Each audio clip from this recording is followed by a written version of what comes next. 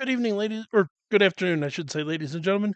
Welcome to the next episode of Dragonlance lore, where I get into the details of the Dragonlance setting for those of you who are only familiar with it through the Shadow of the Dragon Queen supplement. I'm doing two videos back to back tonight, so when you see this, the other one will be up shortly. The first one is about the class, which is the one you're watching now, is going to be about classes on Krynn, where I'll give you a little insight to how fighters, bards, clerics, and so forth interact with the world of Dragonlance. And the second one will be on the big bad of the Shadow of the Dragon Queen adventure, which is Lord Loren Soth, the Death Knight, the Knight of the Black Rose. And I'll be getting into his history, who he was, where he came from, and why he became cursed to be what he is. But let's start with classes. So the basic core classes, the fighter, the rogue, your martial non-combat-y classes are pretty common on Krynn. The big thing to realize, and this applies both to fighters and rangers and paladins, is there isn't really any standing armies at this time in history. Um, the two major exceptions are, of course, the dragon armies, which are the villains, and the Knights of Somnia, who are more paladins, but I'll get into that when I get into fighters and paladins. What most warrior types are doing at this point in history is mercenary work. Even heroic characters in the books do spend some time as mercenaries. There can be certainly code of honor and only taking certain kinds of jobs, but you're probably working for hire. Oh, rogues. There is a thieves guild. The one thieves guild that gets mentioned in the books is in the city of Planthus, which is fairly close to where the Shadow of the Dragon Queen is set. So it would be a very logical place for a rogue type to come from. The other classic place for rogues and a party to come from, of course, is Kender.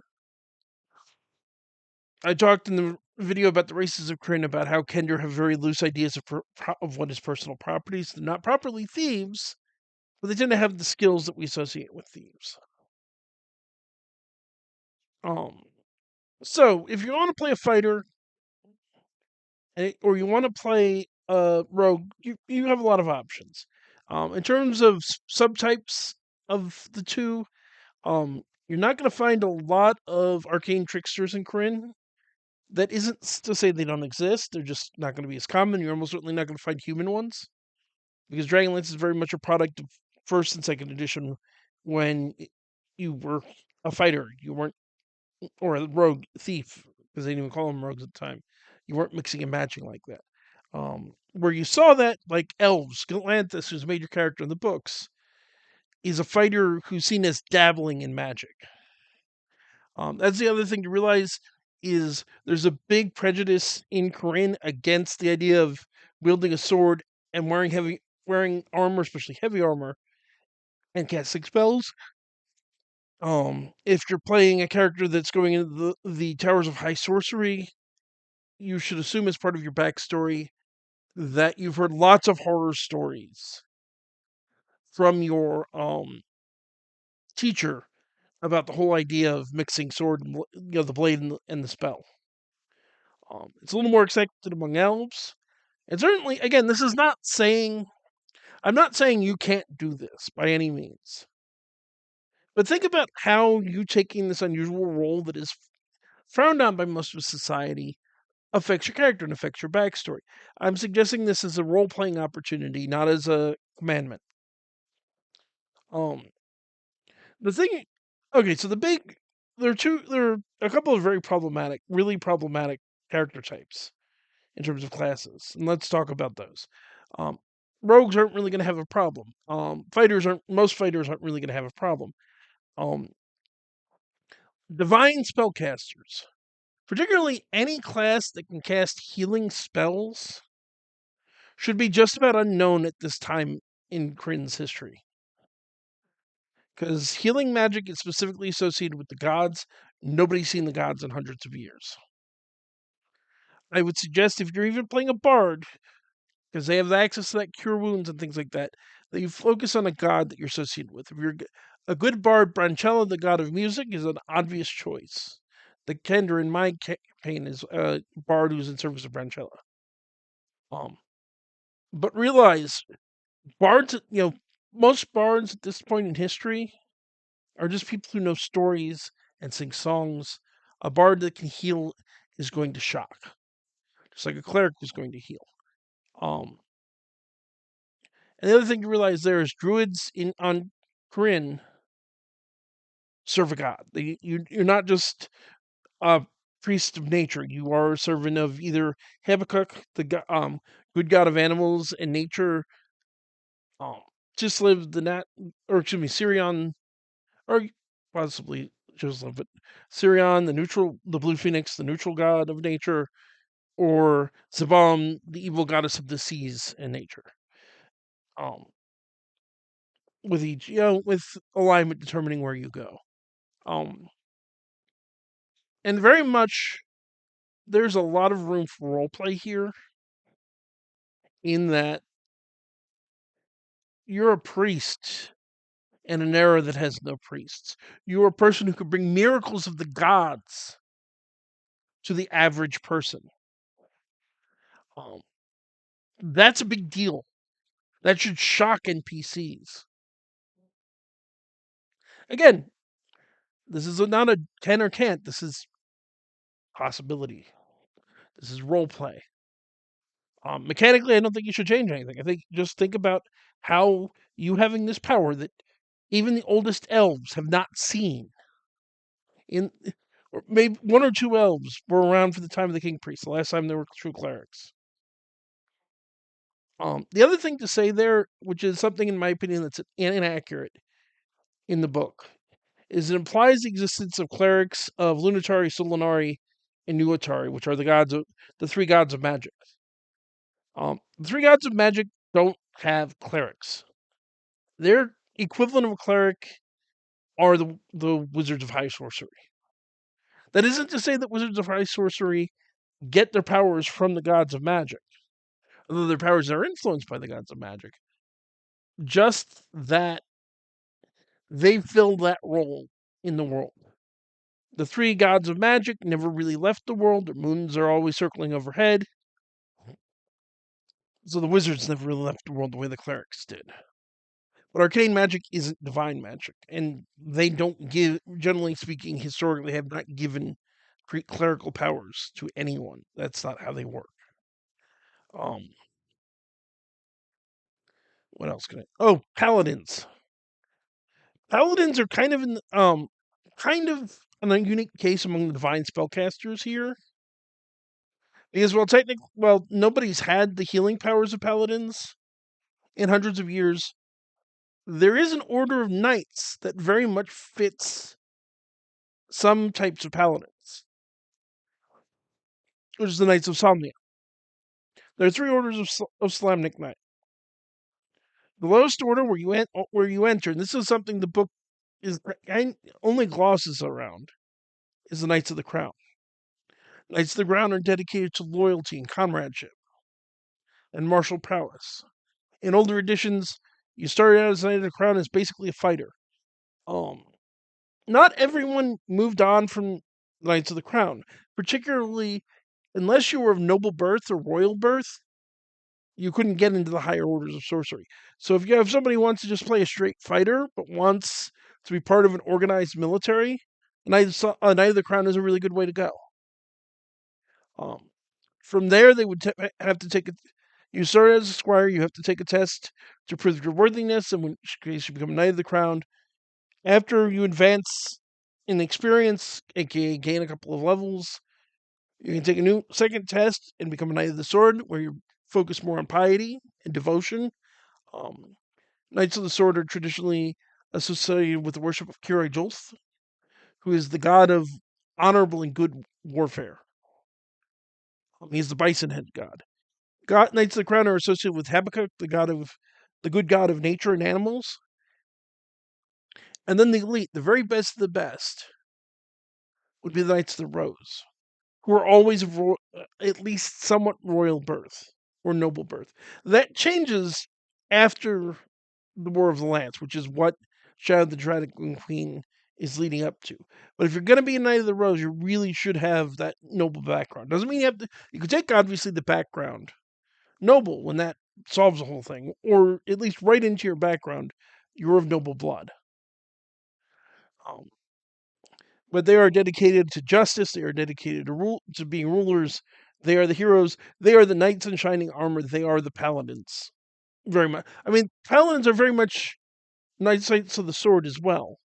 But the absolute epitome of the classic knight in shining armor paladin is Rose. Um, I would suggest if you want to refigure the way that the orders work in the book, have the person start out as a knight of the crown, and then when they get their next feat, have them undergo a test if they want to enter the Knights of the Sword. If they fail the test, they have to stay a Knight of the Crown and can try again in a year. If they succeed, they move up and they can get. I would say they could either take either feat or even exchange the crown feat, and then next one for the rose. Um, the thing to realize is in a lot of worlds, paladins have kind of high status. That isn't the case here. The Knights of Somnia used to have a very high status. They used to be the champions of good in the world. Everyone loved and respected them. And then they didn't prevent the cataclysm. Rumors of Lord Soth's fall, which we'll get into next video, start to spread. And when society collapses in the wake of the cataclysm, they don't rise up and solve everything. There are good reasons for this, because the reality is famine and disease hit their lands just like everybody else's, and they were trying to help their own people. But everyone blamed them for what happened. Some knights even turned bandits in the years following the cataclysm because things got so bad. So if you're a paladin, you shouldn't be expecting that high praise and you're a hero and your word can always be trusted, because your order is on hard times. In the coming months and year that changes, and we'll get into that when I get into the history of the War of the Lance in a future video. But right now, you are this once great shine. This is Camelot in the last years before the final battle. The the shininess has faded off your armor. It's become tarnished. Again, role play opportunity. Um, so let's talk about the arcane classes. I should come back and I'll circle back to barbarians briefly after arcane classes. Um, First of all, sorcerers. I know there's this brand new specfiic sorcerer subclass in Shadow of the Dragon Queen. If you want to go by strict canon, there are no sorcerers on Krynn at this time. Period. If one showed up, they would be dubbed a renegade, hunted down, and killed by the orders. They don't exist. It's not a thing. Um, for good reason. Basically, sorcery is connected to the god chaos. The gods of magic have tried to organize and form it into the orders of high sorcery. I mean, it's your own campaign. Run whatever you want. But by the Lord, there are no sorcerers until some decades from when the adventure takes place. And I'll come into that in a future video. So wizards, specialists, or general, well, I think most wizards in 5th edition are now specialists, are going to really have to deal with the question of, are you joining the orders of high sorcery or not? When this becomes a question, canonically, is when they gain the ability to cast spells of at least 3rd level or higher. That's when they're expected to either join the order or find something else to do with their lives. Joining the order means passing the test of high sorcery. The book gives pretty decent description of that. Test their, create an adventure that tests their ability to use magic, problem solving, the moral value, their moral character to decide which of the three orders they go into, um, and their ability to solve a problem without using magic. Traditionally, it should require them to cast every spell they know at least once.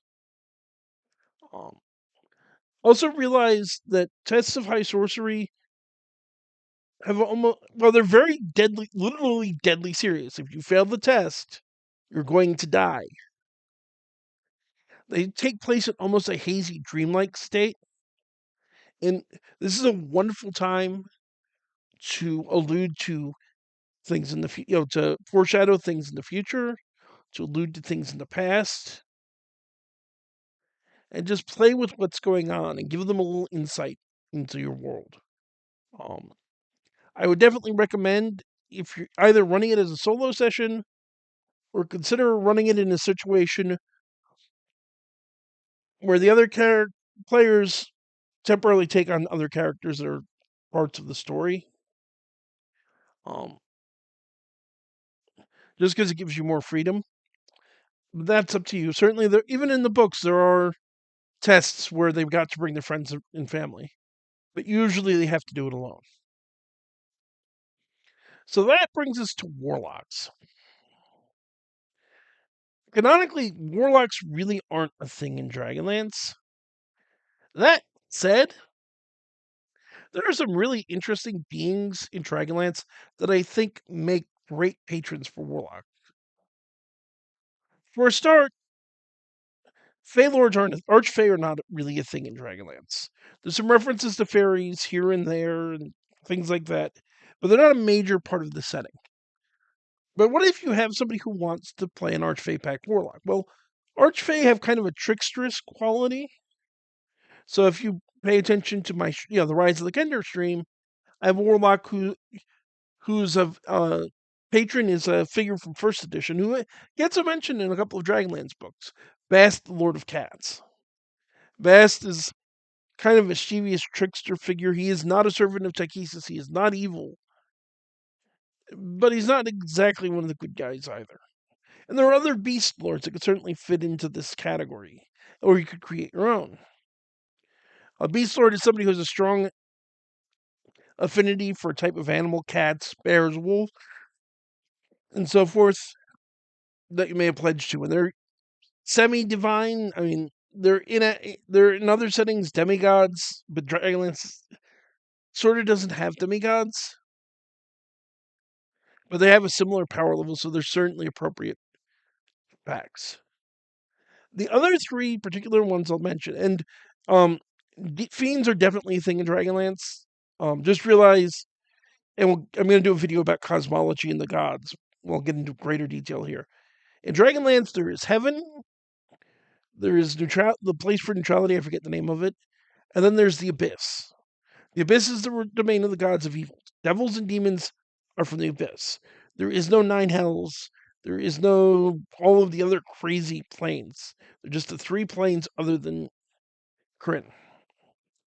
Um, Certainly, a Fiend Pack Warlock fits. The three most interesting, unique to setting Warlocks, in my opinion, though, are Undead type Pack Warlocks. If you don't know Undead, look in the Von Richten's Guide to Ravenloft for those rules. So the first of the three is somebody I've mentioned in my past videos, which is Fistan Dancelus. Fistan Dancelus is one of the greatest wizards who's ever lived. He only loses out on the top spot because Raceland kicked his posterior. Um, he has lived for hundreds, maybe thousands of years. He has been the head of the Orders of High Sorcery. Despite he's certainly been the head of the Black Robes more than one, for long periods of time. But he got it in his head to challenge the gods. And to give you an idea of how powerful he is, he had enough power level to be a threat to the gods. And I don't mean some of the gods, I mean literally all of the gods. But in his efforts to reach the abyss to start his battles, he accidentally caused a magical explosion and kind of sort of died. Um, I actually had a disagreement with on Sages of Dragonlance about whether or not he qualifies as undead at all. It's an interesting question.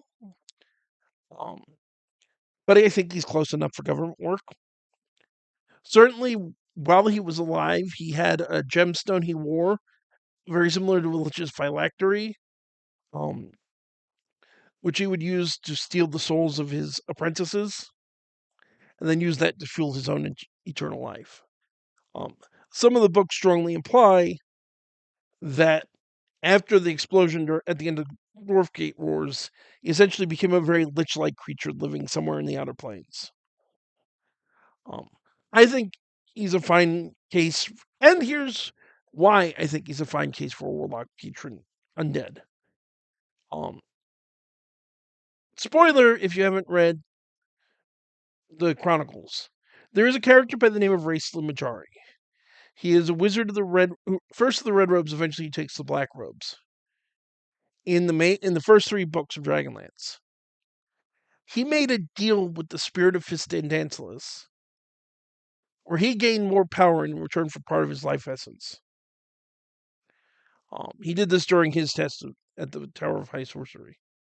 So clearly, Fistandantilus is a figure who will offer power in return for something.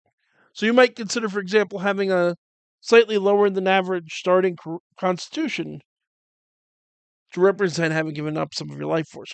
Or you might consider lowering having a lower stat somewhere else to represent that kind of exchange as a role playing possibility. The second possibility, that I don't need to say a whole lot of because I'm about to do a whole video on him, is Lord Soth himself, who is one of the most powerful and iconic undead villains in all of Dungeons and Dragons. Um, he's maybe not the best choice for Shadow of the Dragon Queen since he's the main villain, but certainly in a larger Krynnish campaign, he could be an interesting choice, and there might be a way to make him work in your own campaign. Then there's the third one, who next week's video, which is going to be, or one of next week's videos, which is about Huma Dragonbane, and where all the dragons went for 1,000 years. I'll talk about more, which is Galen Dracos. So in the time of Huma, so over 1,000 years before the Cataclysm, the Dark Queen had 2 major servants. One was a warlord named Cygnus, and the other was a renegade mage. She was not a member of the Orders of High Sorcery. They couldn't stop him because they were afraid of him. Normally, by the way, the policy of Wizards of High Sorcery with renegades is white robes will try to recruit them, red robes will try to recruit them or kill them or spy on them, depending on how powerful they are and how useful they are. Black robes will usually just kill them.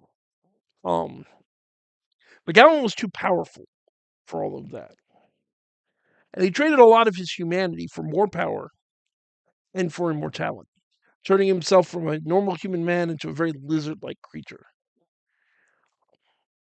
He is an incredibly powerful wizard, powerful enough that he at one point was considering challenging at least Techesis, um, who tried to commit as complete a suicide as you can by destroying his own soul, because at the end he screwed up and pissed off and knew Techesis was going to be really pissed with him. But he actually managed to survive, and he winds up in a figure gets part of the orb that he used for his power, and through that gets portion of his personality and his power.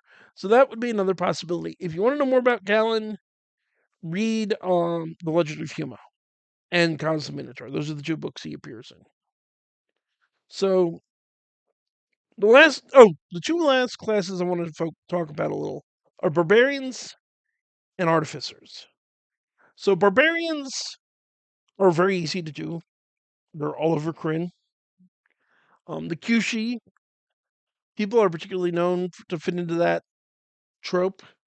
The one thing I'd be wary of is, again, remember usually magic in Krynn either comes from the gods or it comes from the orders of high sorcery. There really aren't the only ancestor spirits and things like and totemic figures are going to be associated with the gods. Which might actually be an interesting story hook of the someone associated with the ancestor spirit, um, finding them leading him towards the true gods, which kind of happens with the first cleric in the book Gold Moon. If you read the supplemental material, um, but yeah, barbarians aren't a big problem. Artificers are an interesting choice since they're kind of inventors. Um, I would suppose you could do them as kind of offshoot of mages of high sorcery, but my personal two cents on the subject. Rock gnome artificer would be how you stat it. That's a tinker gnome. The inventions, the potions, and the various gizmos they carry around aren't magic. They're crazy gnome science. A lot of fun. A lot of fun possibilities. If you go that route, I would suggest that whatever gizmos you're carrying, have a backstory about, well, I made this thing to kill grapes, but instead it does this other thing that has nothing to do with killing grapes, because that's the way that gnomes work. And again, none of this is telling you what you can and can't do. Your campaign, your character, what you're allowed to do in a campaign is between you and the DM. I'm just trying to give you some role play possibilities to help you fit into this rich world. Again, there are over 200 books in the Dragonlance saga. This spans literally decades from first edition to now. So there's a lot to work with if you want something grounded in the world. But that's going to just about do it for this episode. If you liked what you watched, please be so kind to subscribe, hit the like button, throw me a comment. You might also consider checking out Paranormal Encyclopedia, which is my other YouTube channel, which is about the actual paranormal, as I'm a paranormal investigator. Remember, usually Tuesday nights or Wednesdays, I'll be uploading the latest session of Rise of the Kender, because when the Shadow of the Dragon Queen falls, the Kender will rise. That is on track to happen to be. The play will be tomorrow night, and then I'll upload it sometime after. I still intend to do 2 lore videos like this a week. Probably released on Mondays, just because that's what works with my schedule. But that's it for now. I want to thank you all for joining us. Remember to watch the next video about Lord Soth. Until next time, ladies and gentlemen, may all your 20s be natural.